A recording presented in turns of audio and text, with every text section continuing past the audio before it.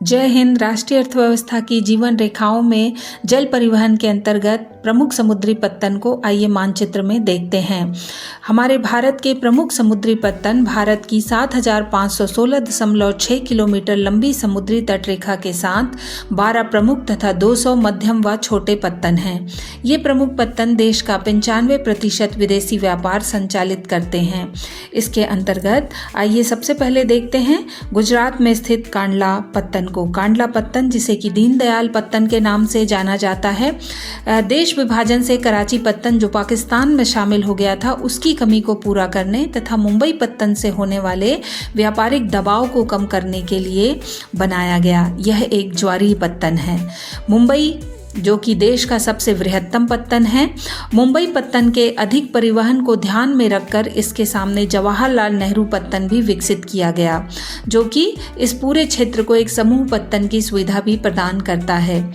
लौह अयस्क निर्यातक पत्तन के रूप में मार्मागांव पत्तन को जाना जाता है। मार्मागांव पत्तन देश का बहुत महत्वपूर्ण पत्तन है और देश के कुल निर्यात का आधा लौह अयस्क यहीं से निर्यात किया जाता है।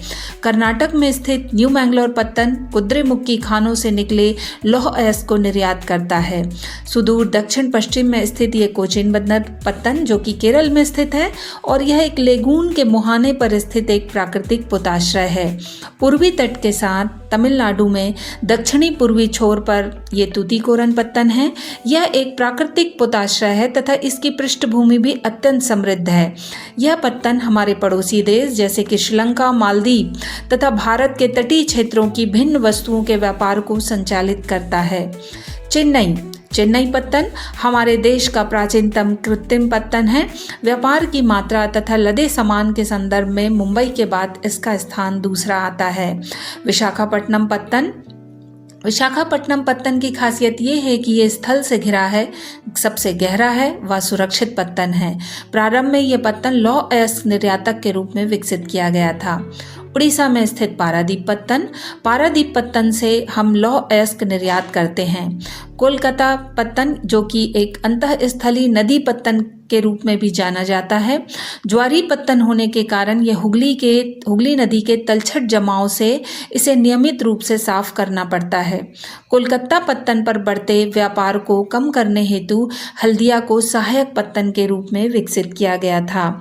अब बात करते हैं भारत में अंतःस्थलीय नौ संचालन मार्ग।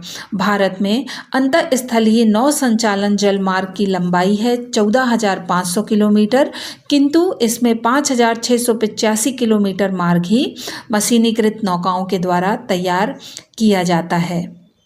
जय